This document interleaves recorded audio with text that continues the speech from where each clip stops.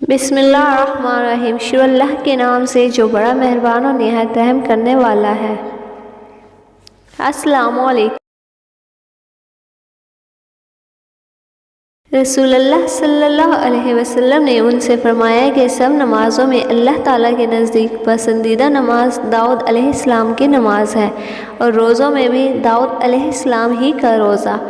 آپ آدھی رات تک سوتے، اس کے بعد تہائی رات نماز پڑھنے میں گزارتے تھے، پھر رات کے چھٹے حصے میں بھی سو جاتے۔ اسی طرح آپ ایک دن روزہ رکھتے اور ایک دن افطار کرتے تھے۔